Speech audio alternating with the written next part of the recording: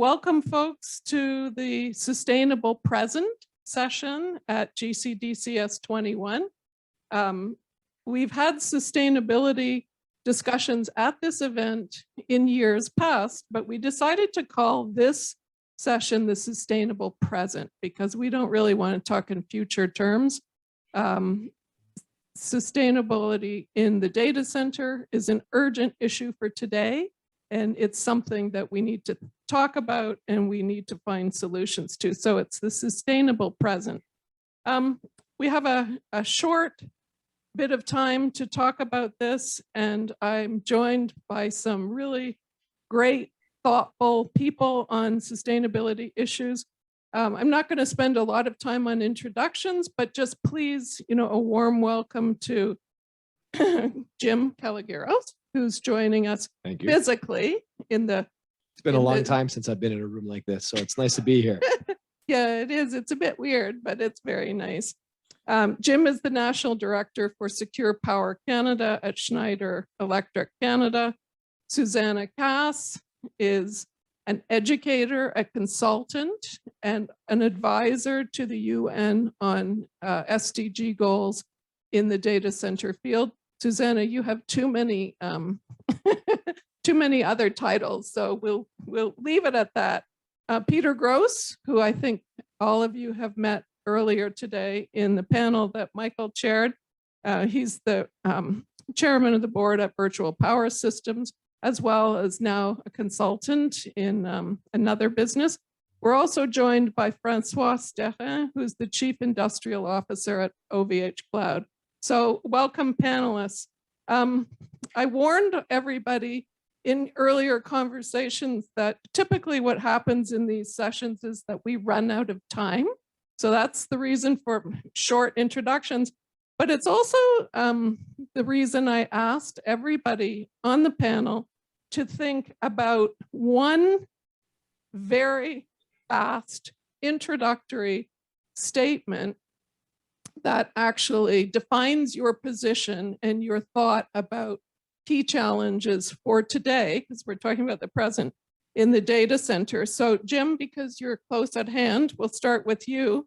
When you think about sustainability in the data center, what do you see as the most pressing issue? Well, it's a great question. And first of all, thank you for inviting me to this event. I'm really happy to be here. But when I look at data centers and I'm talking to our clients, I think one of the most pressing things that we've got to consider is the consumption of energy and the utilization of it and the efficiency that we look at in terms of data center utilization. But I think there's a lot of waste that's happening in existing, old, and even new data centers that we've got to consider and try to drive that down so that we're utilizing it most effectively and that we're being sustainable with our power so that we can use it for other, aspects of what the economy or the world needs. So I'd say energy consumption is probably one of the biggest things we'd look at. Okay, energy consumption from this corner. Peter, when you think about sustainability in a data center context, what do you think is the critical challenge? Well, first, defining the magnitude of the problem. If you look at the energy consumption between data centers, conventional data centers, the network, and crypto, we're talking about close to 600 terawatt hours, which is equivalent to about 3% of total global consumption.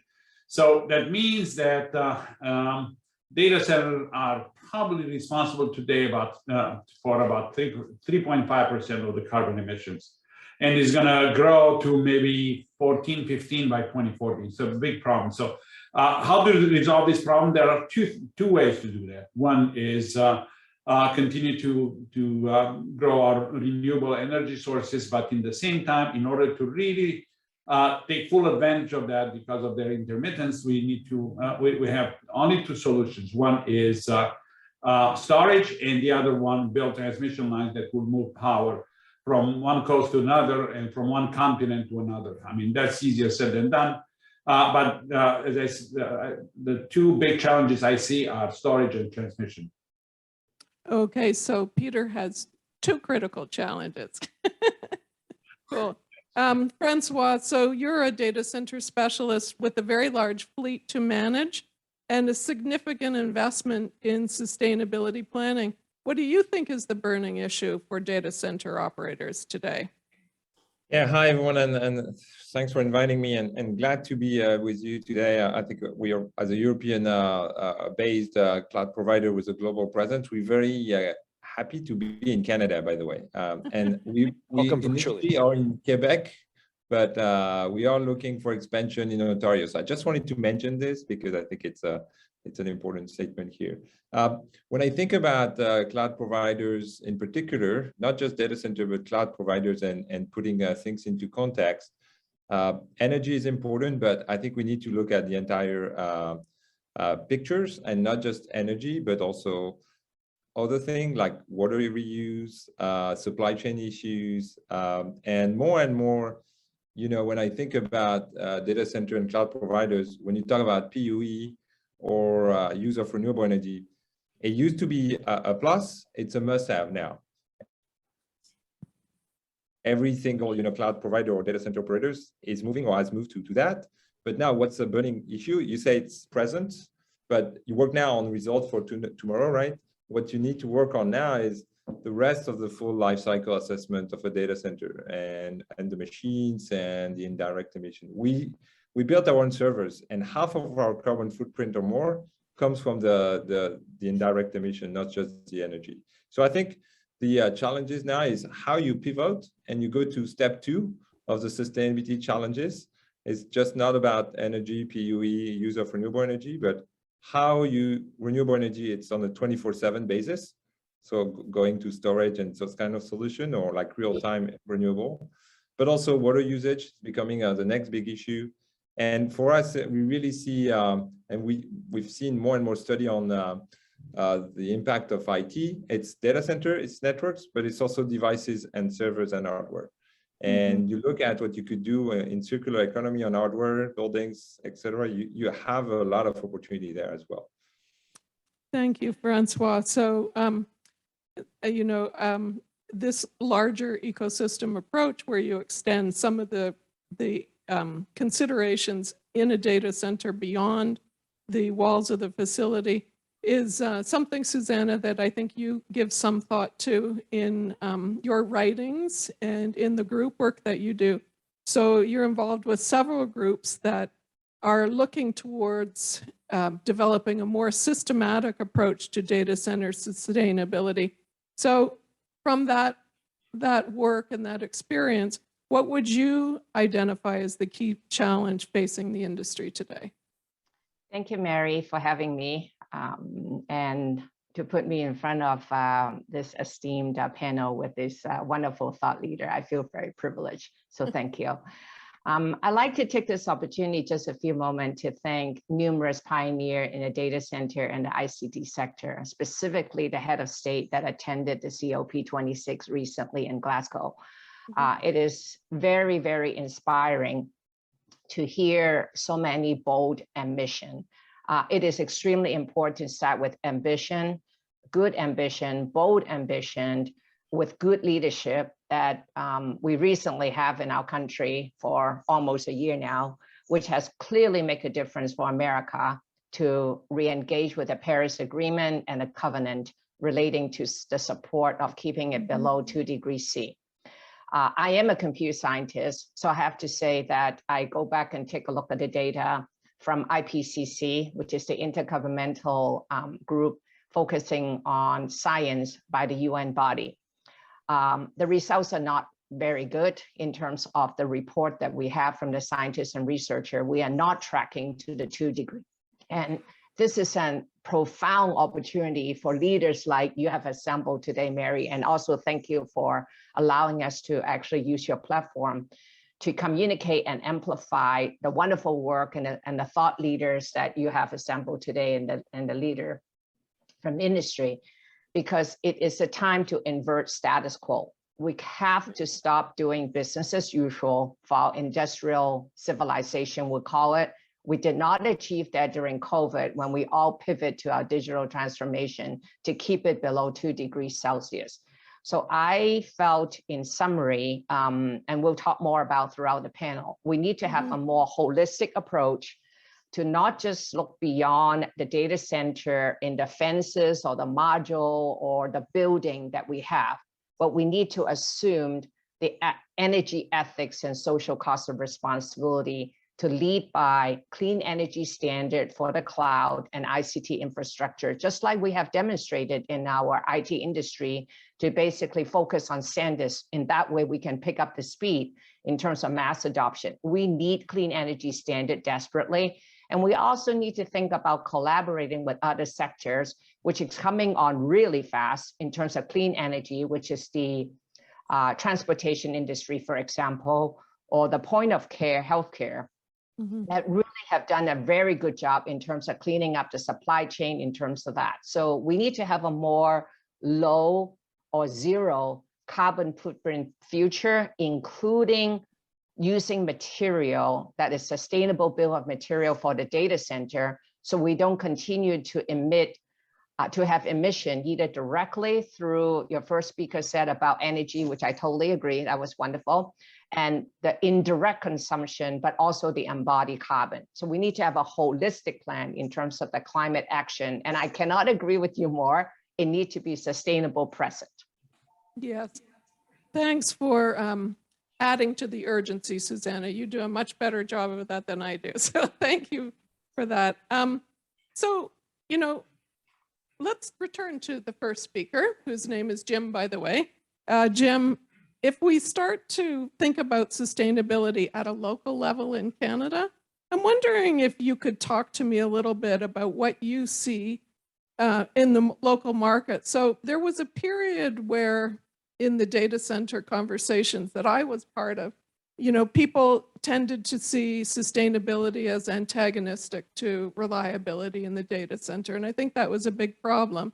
But I think the conversation is changing. So is that what you are hearing, and what's driving that change? Yeah, no, it's true. In fact, I think Francois put it best. I think PUE and efficiency is sort of table stakes now, and he's absolutely right. But I think what's happening is there's this social responsibility that's becoming more, I guess, apparent, not only inside of, you know, let's call it political landscapes, but also inside of corporate landscapes. So we've got organizations that are much more mindful about how they're going to maintain sustainability. It is something that their shareholders are interested in. It's something that they feel responsible for their communities, as well as the operation of their, you know, their business. So companies are becoming a lot more eager to empower or employ sustainable practices inside of their facilities. And as an organization, we look at ways to bring some of those technologies to them, whether it be through, you know, let's call it hardware products, or even software analytical side products, software related to driving efficiencies inside of their facilities. And not only that, I think we are also looking, and I think corporations are looking at doing business with like-minded organizations. So Schneider, for example, is one of the more sustainable corporations, I think ranked in the world as one of the most sustainable corporations. So we've done that by, you know, looking at how we manufacture our products using sustainable energy or using sustainable resources, and trying to drive some of those into the, you know, economy that we so much, you know, provide input into. And I think our customers are appreciative of that, and they're saying, okay, great, we want to also not only work with companies that do that, but we also want to be sustainable ourselves. So help us get to that same level. So they're looking at thought leaders like ourselves and bringing in some of those practices into their operations. So we do that by way of bringing in, you know, free cooling offers into their facilities, or driving down, you know, the efficiency on the electricity consumption that they have, or looking at sustainable resources that they can bring in that are going to drive some of their costs down. So I think, you know, everybody's kind of made some very valid points, and that is that it's not going to be one silver bullet. It's, you know, it's 1,000 little things that we have to do to try to drive down that, you know, sustainability, or bring up sustainability and drive down that, you know, that inefficiency that we currently see. Yeah, thanks for that, Jim. And just a quick note before I forget, certainly Schneider Electric does have a very good reputation these days, and I see that you've won several awards in Canada and globally too for sustainability practices. And I know that one of your goals is educational. And so I did a little bit of work with Schneider Electric. In advance of this session, we've produced a bulletin on Canada that I brought along with me. If anybody's interested, they can have it. either a digital copy, which is probably more sustainable, or a print copy as well. So sorry, that was my little plug. Francois, can we turn to you now and talk a little bit about, business drivers and about, what your experience has been over several years, driving sustainability within your organization. Not some free air cooling, but mostly water cooling for a very long time, 15 to 20 years now, I think, in OVHcloud data centers. If you're looking at managing your own environmental footprint, is there any more low-hanging fruit for you? For us, it's been, as you mentioned, Marie, it's been a journey, and it's been embedded in our way of doing things very early on. And actually, I always mention this, it wasn't an environmental concern first. It was a financial concern, how we reduce our bills, how we innovate to be more efficient. And it's all about efficiency. And it turns out to be good for the bottom line and good for the environment. I keep mentioning this. It's a bit of a tired statement in a way, but it's still true, and it will remain true, and it will be the basis for any innovation. So any low-hanging fruits, anything you could do to reduce your operational cost and improve your efficiency will end up benefiting most of the time on the environmental. So that's a broad statement. I would say for us, there's no low-hanging fruits anymore really on the operation per se, but we keep innovate, and there will be new solution that will come. The use of the energy on a 24/7 of renewable is one thing that will come, but even on the efficiency, we could still do more, right? Water cooling brought us to a really good PUEs like 1.1 to 1.2 very early on. So what do we need to really do more? Actually, we're about to say no. And we saw all those immersion cooling kind of companies, and we're like, hey, we don't really need this because we have the water cooling on the chip. And actually, we found a way to combine both for really high intensive workload. So it's a hybrid water cooling on the chip and immersion cooling for the rest. We have patent on this. We've just kind of announced a lab on this. And so my example is like, never stop innovating. Like you think there's no more low-hanging fruits, but actually if you keep looking at it, you will find new ways. And so that's a message on the efficiency. But what I think really, and this is the present, is look at other indicators. The water, as I mentioned, the heat reuse, as I mentioned, those things are still very primitive in a way of looking at it in the data centers. How to save water, how to reuse the heat. Those are still, most data center will tell you, I don't know how to do this today, do it well. And I believe there will be the same learning curve as we got for PUE. In 2005, PUE was a nascent concept. Now it's well kind of developed, and there's been a great kind of efficiency curve. I feel on other environmental topic, we're going to go through similar learning and efficiency curve, like for water, but also for the extended carbon footprint of the equipment. We're talking about like electrical equipment. We're looking at, for instance, new ways to do electrical equipment without SF6 gases, for instance. And so there will be innovation on that. And I feel low-hanging fruit on energy efficiency, not sure. But on other environmental indicators, sure, we're just starting. Thank you, Francois. So Peter, when you think about how you might expand beyond the data center, what would you point to? So a lot of leading IT companies have set very ambitious sustainability goals, a lot of net zero targets in addition to low PUEs.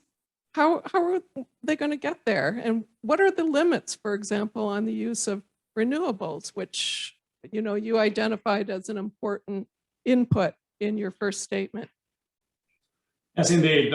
Companies are really focusing on sustainability. They all have this very ambitious goal, not only to be net zero carbon, but also to achieve the other zeros, the zero emission, zero water, zero waste, in addition to the zero carbon.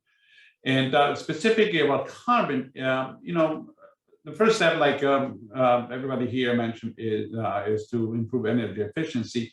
And I believe that we pretty much got to the point of diminishing return. I mean, most modern data centers today, not only hyperscale, but most advanced colocation providers will achieve PUEs.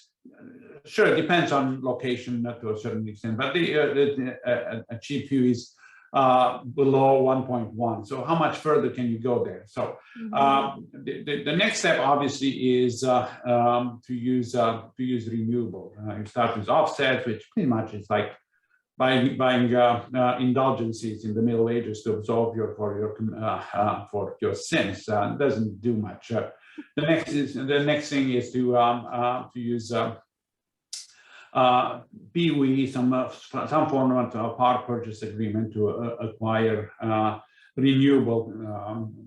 Big companies are funding construction of solar or wind projects that are not necessarily in the same grid as their data centers. So that's the next step. Not very efficient. And the trend today is to have data centers and renewable power pretty much close to each other. So you have the renewable source dedicated for that particular data centers. And a good example is Google.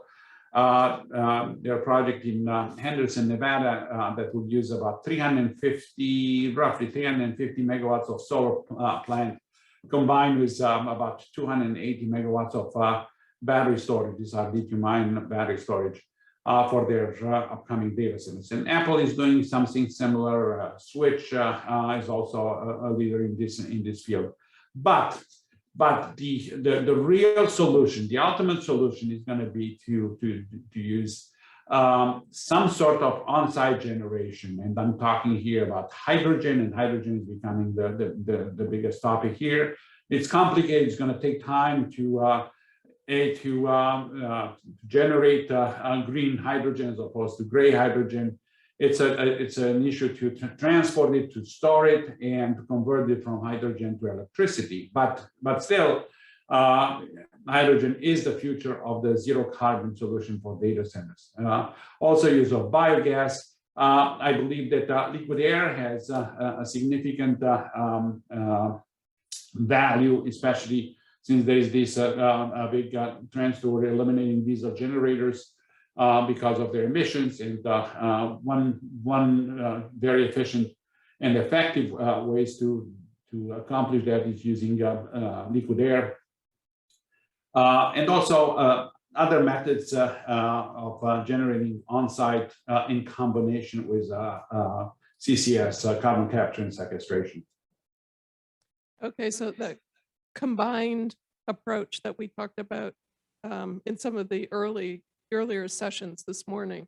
So not one solution, but several is what we're aiming for. That's right.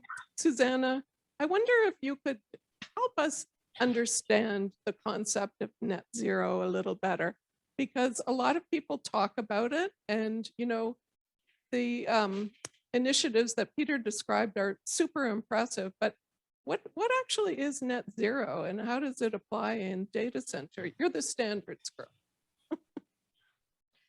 Well, net zero, as most data center and ICT infrastructure providers will interpret to be, is zero carbon. That would then relate to Jim's discussion earlier, and also Francois, in terms of the wonderful innovativeness that spawned actually OVHcloud in the first place as a pioneer. And clearly, Peter is our godfather in our industry, have done so much to contribute to our industry. So we thank him every day for what he does. It's relating to net carbon, which indeed is a very simple concept. I guess we talked about it at Stanford to our kids when they come to take their lesson. Is strategy is not so much about doing what you said you're going to do. Of course, you're going to do that. But strategy also implies and must have the discipline of what you're not going to do. So inverting the status quo relating to net zero related to carbon is you have to have the discipline to say, this is it. I'm going to do something different. I'm going to depart from what I was before and stop using fossil fuel. So that's one of the elements that you need to interpret in your own, internalize in your own ecosystem. When are you going to do the going forward on clean energy transition to renewable energy? Or when are you not going to do something such as stop using fossil fuel? So that's why I said I was very inspired by many of the head of state at the standard level, because many countries, specifically actually where Francois came from, not my country at the USA at the moment, still have not made those commitments, but we're getting there. We're getting there. We're almost a year of new administrator, which is much better than we ever was before. So that's hope. Number two, for the net zero is actually emission. Because you're using fossil fuel, because our grid currently now is not 24/7 green grid. We do not have the luxury like the Nordics country to have the backdrop of hydro and sustainable reliability. Hence, we actually turn to other energy sources to provide one of the most important elements that we will all complain if we don't get that, which is resiliency. And we need to provide simultaneous resiliency and uptime and sustainability at the same time. Hence, zero emission is also very important. There's quite a bit of technology in terms of talking about how we capture it. What I'm actually latest working on with the EU, and we actually will have a press release coming up in next week or so, is talk about not only just capturing emission, but actually reusing emission in a circular economy concept. So that's the second element, is zero emission. So you want to have zero carbon and zero emission and net zero. And then I wouldn't say last but not least, is basically waste, water, like mentioned by Peter and Jim earlier, and Francois is already there, okay? I mean, when they start the company, they already start thinking about that. So having usage effectiveness like WUE, similar to PUE, of 0.00 to pair up with some of the data center that Peter is very instrumental, and I'm working on a set of that too, that is PUE of 1.01 or 1.005. It's a good direction in terms of the carbon zero pathway. And I would then share a wonderful story relating to a hyperscaler that I'm working with that genuinely not only just focus on the operation of the technology, Mary, but also focus on the backup resources. And they are getting rid of all the diesel and moving towards a hydrogen economy direction. And needless for me to say, Microsoft is very loud in terms of leading that effort. And I applaud for that. I think that's wonderful to be looking at it from a life cycle perspective, Mary, from a standard perspective in terms of zero carbon, zero emission, zero waste, in terms of reusing and upcycling from the waste. And then we will then take care of the life cycle and invert from the status quo and take a departure from the linear economy that we all move towards the circular economy. And there's many results that have been demonstrated in that regard. There's a list called the Power 100, and many of us sincerely have actually projects that have been going on for the last, I would say 7 years.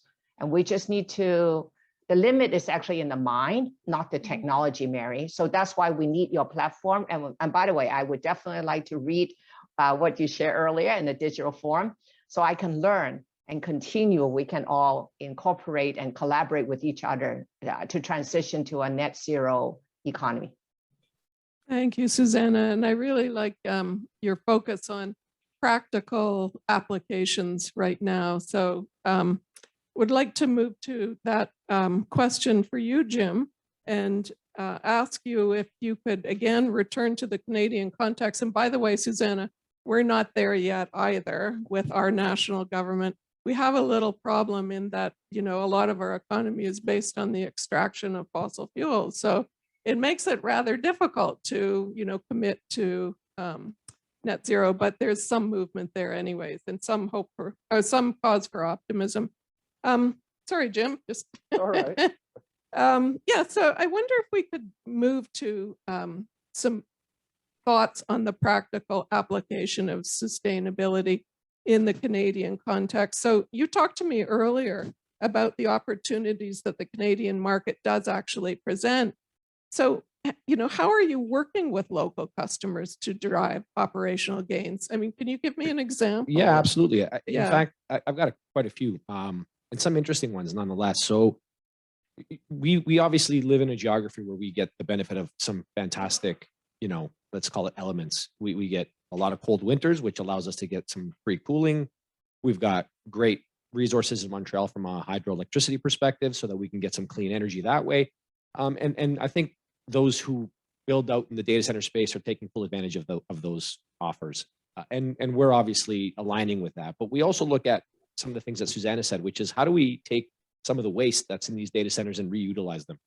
And we've had some very unique, and you know, I can't take credit for this because we've had the great relationship with our clients where they've brought us some thought leadership too. And they've said, look, you know, we are looking to put in a data center to either mine for crypto or for cloud, but we know that there's going to be a significant amount of heat that we generate from this data center. And we've got enough land here where we're looking to build this, where we want to build a greenhouse where we're going to, you know, provide some food that we're going to grow, whether it be crops for, you know, the community nearby, or whether they're going to just kind of export it out for the purposes of some other, you know, economies. So what we do is we use some of that heat to kind of moderate the temperature inside the greenhouses. We've also done something very similar where we built a small data center for a customer, and they wanted to take the heat and use it for they were a science organization that does a lot of studies on reptiles, and these items need to be, you know, on a high heat temperature. So they would take the heat from the data center, and we would then reroute it to heat the room where these reptiles were living. So we are looking at some creative, innovative ways to kind of drive some of that innovation inside of our customer base, but we also look at the construction cycle of a data center. We constantly look at, you know, how we manufacture more sustainably. We look at how we can get more efficient on our products and how we can bring PUE down, but we should start looking at how the construction goes into these facilities. Are we being the most sustainable on how we build? Are we using sustainable materials? Are we bringing in, you know, are we bringing in all these employees in one car? Are we, you know, we got to start thinking about this from a bigger holistic perspective. So as a company like Schneider, what we like to do is we like to look at how we can manufacture components that traditionally would have taken 50 people on site and remove it and put it into a factory that is a sustainable factory with renewable energy that doesn't require people to kind of travel back and forth to a location, and build something that's going to take a lot of that resource, you know, draw that's happening out of that equation and bring that sustainability to the customer as well. So we're looking at a couple of different things, but I would also say that I think on the efficiency front, we are seeing that we're kind of getting to a point where it's an inflection point where we're not getting the returns on that investment anymore. What I do believe is going to happen over the next little while is the technology on the software side is going to drive some of the analytical stuff that's going to help us identify where we're still getting some waste. And it's going to be quick hits, quick fixes that we're going to be able to address by way of software that's going to say, hey, you know, you're operating this your server over here when you shouldn't be, and the software's telling you that you can shut it down. So we're going to get some efficiencies that way as well. But it's like I said, you know, earlier on, it's a lot of little things that we have to do right. But again, I think Susanna made the better point, which is we got to do those things right, and we have to stop doing the other things that we were doing wrong. So we got to make that pivot. Mm-hmm. Yeah, for sure. Thank you very much, Jim. So, you know, you talked about, you know, reuse of energy, and that's a wonderful example of the kind of suggestion that Susanna had, and also reducing embedded carbon in the creation of your products, which is something that has to be part of the way we think about things, not only in the data center, but in other supply chains. So Francois, Jim's talking about reducing embedded carbon in creation of their products, but you, in your opening statement, I think were suggesting that you extend the sustainability discussion in another direction. So you were suggesting that, you know, the potential for further sustainability goals lies in an expanded ecosystem and managing and helping your ecosystem work through their agendas too. Could you expand on that, please? Yeah, with pleasure. Maybe before that, I just want to answer a Canadian context question then, because I feel OVHcloud, although we are European origin, we've been in Canada and in Quebec for almost 10 years.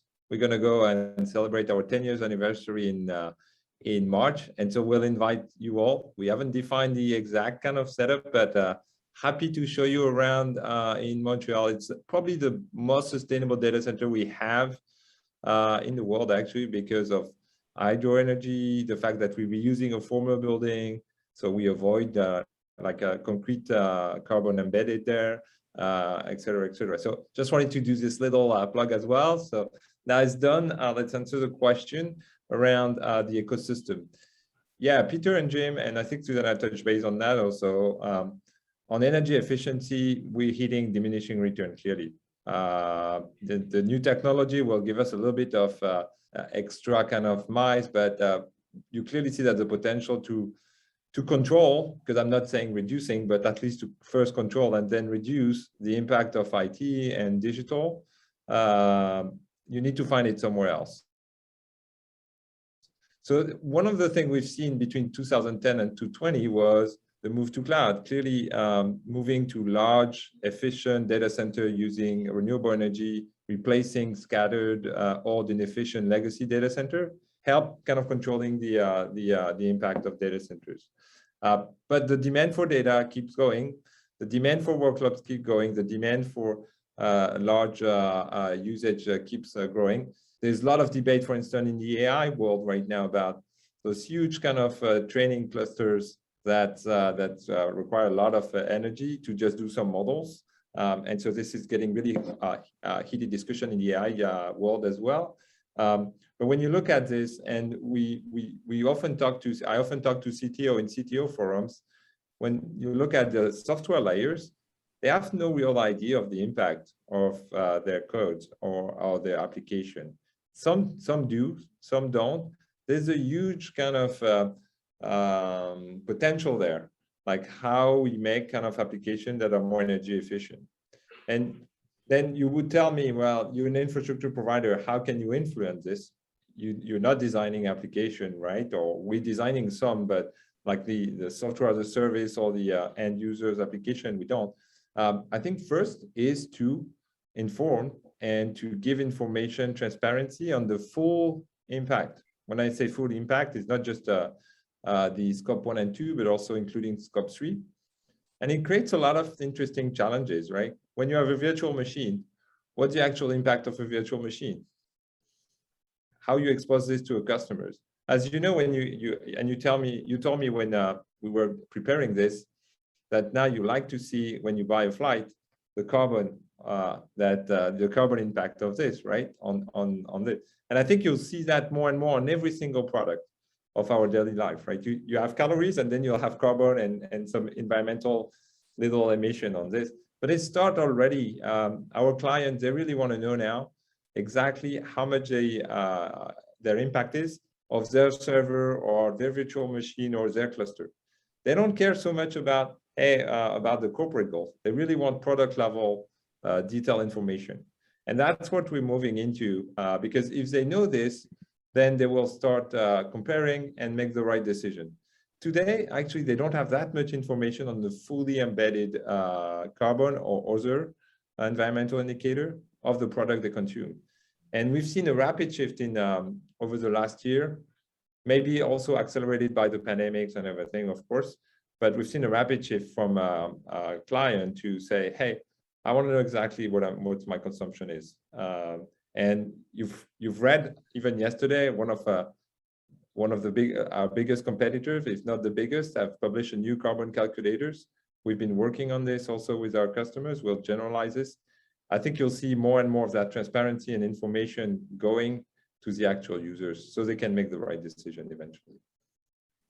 Yeah, I came across a statistic yesterday when I was doing some reading, and they suggested that the impact of your ecosystem is 11 times the impact of the original company's operation. So it's important to think beyond to think about the impact upstream and downstream as well. And by the way, I've had a chance to see the data center just outside of Montreal.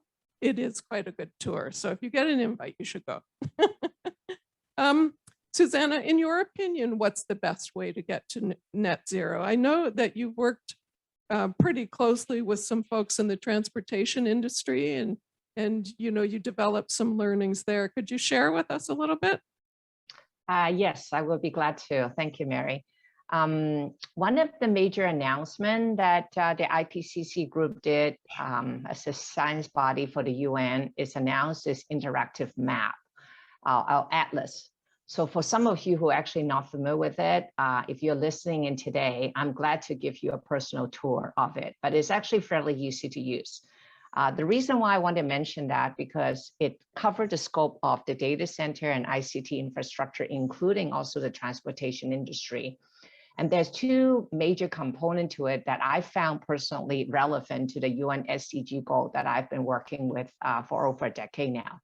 The first is actually the regional information on how each of us now has the ability to ourselves that we can actually generate global maps and has a number of aggregate data in time series, climate stripes, in table format that you can actually pivot it and observe and project to the climate change if you were to site the data center there or you were going to go expand the approach. And it also it's interactive because you can actually also be able to blend in and do emission scenario where the grid is not oftentimes 24/7. I'm trying to work on the resilient aspect, and I think that would be wonderful if we have that. So stay tuned. The second one that I would like to also, maybe I'll finish my sentence with a very specific example. So I've been targeting a little bit about Asia because the emission is so huge there and by the sheer population. So if you just look at the interactive map, you can see Asia West and Asia East vary significantly in terms of the emission level, in terms of comparing to, for example, my favorite, the Nordics country, because the grid is basically reliable and green at the same time. And that's what we all moving towards. The second part of this interactive map, Mary, is a data index that is correlated to climate impact drivers that each of the cloud providers or the colo providers or even the new edge providers now building thousands and thousands of these new edge computing in the middle of our urban community can also interact, be able to understand more about how does that mean in terms of setting my own science-based target for each of the site before it become COD, which is a commission date for all of us, and throughout the whole life cycle before the end of life, which is important to be able to predict and be responsible and accountable for what is your emission level, be it a 1 megawatt or 400 megawatt site throughout the life cycle before it's actually being built. So I found that actually very helpful. But to go in and give a very specific example for the EV initiative is the following. At COP26, amazing. The climate group EV100 added 7 new members, committing to electrify 250,000 vehicles in the fleet. And I'm not talking about passenger car. I'm talking about these big buses and these big trucks, okay, that you see. And it added 30 countries and 11 car makers. I would say, apparently one of the strategy that I talked about, like you're going to do something and you're also going to decide not to do something. Well, general manager takes a very bold, pragmatic step to finish the entire Cadillac dealer restructuring, paying out over $300 million to dealers who will not support electric vehicle to leave the network. So they can concentrate on the network of electrifying the infrastructure for the transportation industry. And Wright Electric also have plans to start building 100-seat, this is for Peter actually, a fully private regional jet. But it's 100 fleet, okay? So you can actually have the conference, hosted by Peter Gross, so you can hear about it in this private jet for 100-seat forum. So one day, perhaps we can all be together flying across whatever country that Francois travel and it's all electrical vehicles. So this is extremely impressive from a fleet perspective. And this is all make the announcement as Glasgow as COP26. And I'm glad to share more details on each of the project on how we can actually learn and be able to work with them. Because if you think about it, this is all cloud infrastructure, no pun intended, but literally in the cloud while we're actually doing the clean cloud computing. And this will happen in this decade. So it's very exciting in that regard. And we need you, Mary, to actually lead us, and Steve, your colleagues, and Michael lead us in that regard, because we need a platform like yourself to collaborate, to connect, and to have what I call open science, that we can actually talk about the various sustainability initiatives. So we don't need to pioneer on each other's pain, and we can share the measurements of many of the work that we basically do. Yeah, thanks, Susanna. So the data impact index is really, really quite an amazing tool. And it plays to the information that Francois was talking about giving his customers too. So they have the data and the knowledge they need to make better and informed decisions. And you're talking about that at the data center level. But Peter, I wonder if we could just return to some real practical technology questions for a sec. And, I wanted to ask you to expand a little bit on, the renewable option, because really if it's net zero and we're looking to no longer take advantage of fossil fuels, if we're going to get rid of fossil fuels, then we have to move to renewables. But we've been talking about battery storage for many years, and there have been challenges for many years. So where are we with battery storage, and what hope in the near term for that approach to solving intermittency challenges with renewables? Mary, this is topic that I probably can address it in about 8, maybe 12 hours. So I have about 3 minutes. So I'm going to try to do it in 3 minutes. Yeah, it's the most difficult problem to solve right now. Ironically, the main source of storage, ironically, is natural gas. And if you look at what happens in natural gas in Europe and here in the United States as well, the price that used to be about $5 per million BTU, now it's close to 25. And I'm not blaming storage. There are other factors, a variety of factors, but the fact that now we have a lot of renewables, which translates in closing down a lot of the coal power plants and the nuclear power plants. The fact that once the renewables are going down at night, or there's no wind blowing, how does the grid react? By starting the peak power plants, and the peakers are essentially run by natural gas. So coming back to the whole issue of storage, you look at a variety of options, and there is a lot of progress here. But you need to understand that in order to have a real solution, which is inexpensive, reliable, and flexible, pretty much like gas, the battery needs to cost less than $20 per kilowatt hour. $20 today. Pretty much everybody's using lithium-ion battery. This is the most prevalent storage solution, which is cost approximately $200 per kilowatt hour. Maybe in large quantities it could go down as much as $170 per kilowatt hour. So it's a long way until, and maybe under best condition might drop at about $100. So that's not our solution. It's not lithium-ion, although this is a $100 billion industry today. So we have alternatives there. Sodium-ion ion natron battery is made by Natron. It's one solution. Flow batteries, they have some interesting features.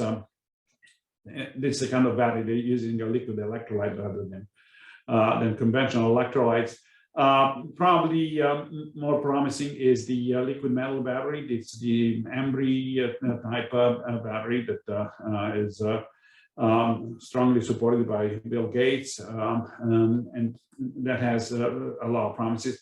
And then if we go beyond chemical batteries, we have probably the most interesting of them all is the compressed air storage that could provide stored gigawatts for weeks. I mean, this is the ultimate green solution, but also will help hyperscale data centers, 500 megawatts or more.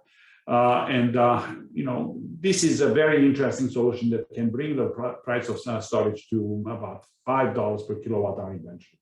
So this would be, and you know, we have that high temperature energy storage, and we talked about hydrogen here. We talked about liquid air storage, which is interesting, and you know, there is a lot of work going on today in this space, and hopefully, you know, there are solutions today using our fuel cells with hydrogen, fuel cells carbon capture, and but still the next 3 years will be critical in resolving this issue.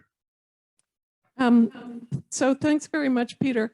We're kind of running out of time, which is always the case in the panels that I facilitate, but I do want to try to capture some discussion on metrics, which is an important measure of progress on sustainability. And I'd like to just switch up the order a little bit, if you guys can bear with me on this, and ask you, Peter, so you described several different types of battery storage, some more expensive, some less, but in terms of carbon accounting or carbon footprint, how would companies calculate the benefits of these different kinds of technologies? I mean, are we at that level where, you know, the storage choice actually becomes part of a measurable metric?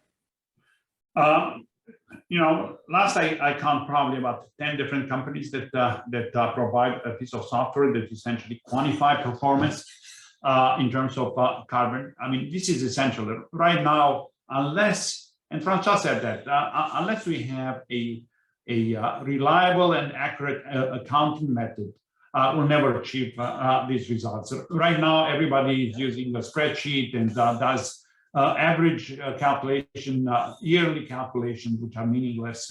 We need to use solutions that use hourly performance that cover not only scope 1 and 2, but also scope 3, that are ESG compliant. And this piece of software exists, and they're you know, they're fairly sophisticated. They look at all the energy sources, whether it's renewable or conventional. They look at the demand response. They're looking at frequency regulation. They look at all the elements comprising the whole carbon composition of the system. You know, there are a bunch of options there, and eventually, you know, unless we as a group enforce these, you know, government regulation will force companies to embrace this kind of accounting. Thank you very much, Peter. The carrot and the stick. Let's hope the carrot works better first. Jim, you made the point in our discussion earlier that customers measure many different things.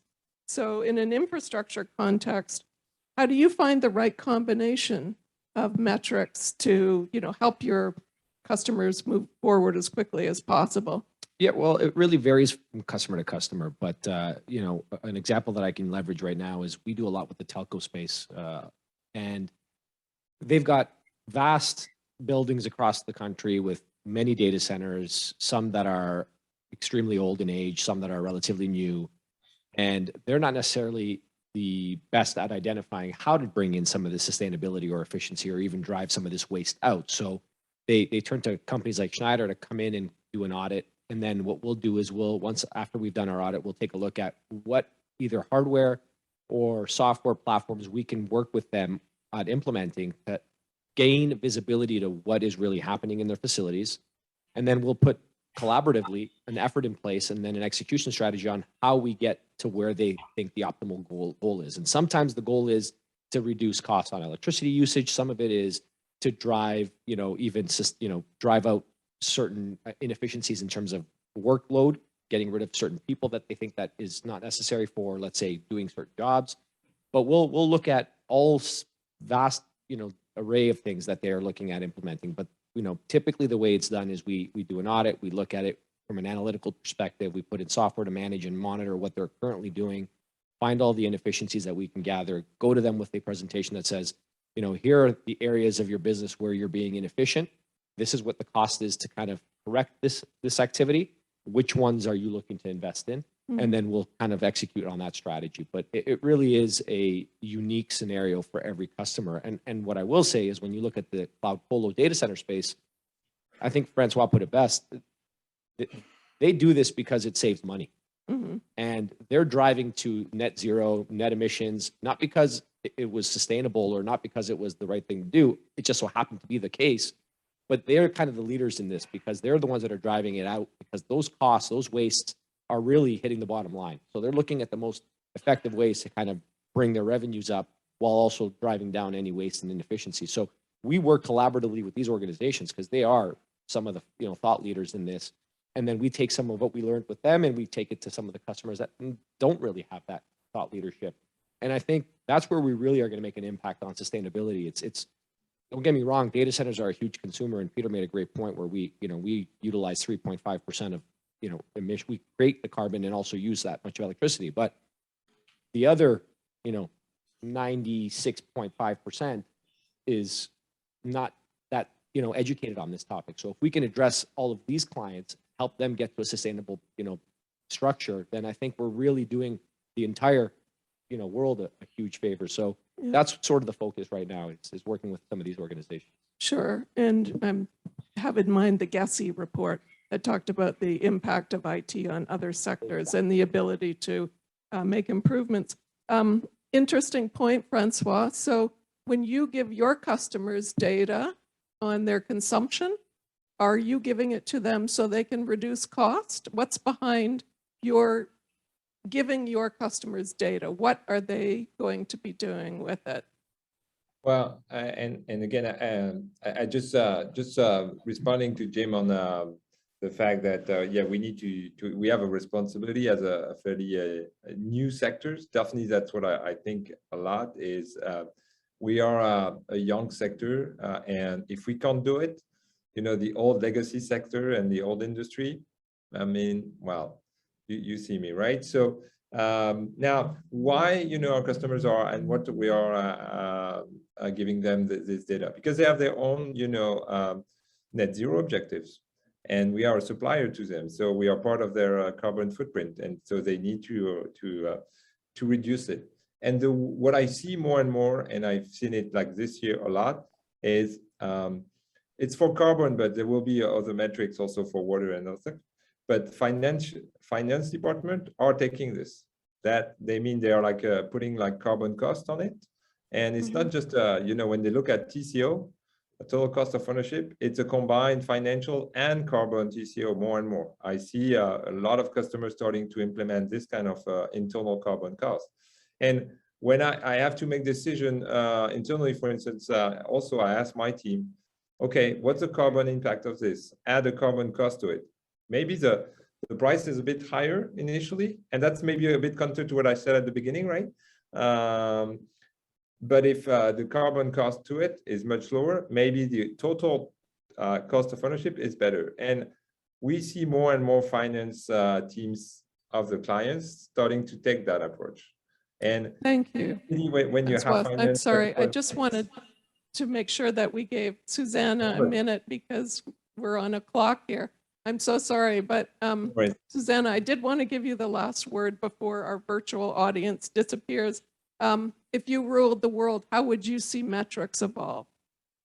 Well, I would give everybody a big hug if I ruled the world. On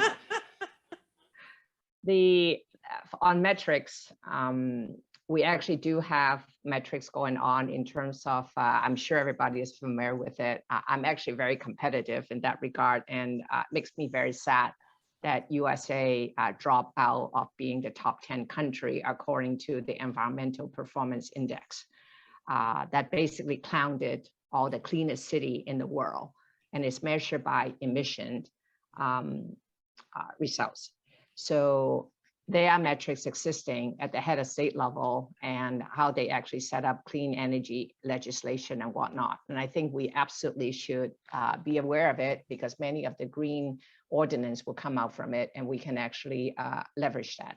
So I would say we're not needing, this is not rocket scientists. We all know when we use fossil fuel and we're not efficient, then we are contributing negative and not generating that positive impact.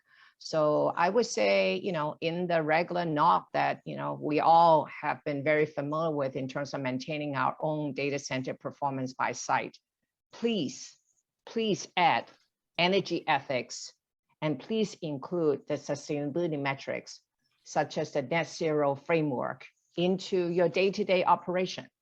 The SOP that, for example, I wrote for eBay that we work across different countries and whatnot, need a kick in the butt. That should be out. What we need to come in is basically a sustainability standard operating procedure. Because if you don't get the operational folks to maintain it per kilowatt per hour basis, and its sustainability cannot be an afterthought, it needs to be blended in terms of a sustainability operating procedure.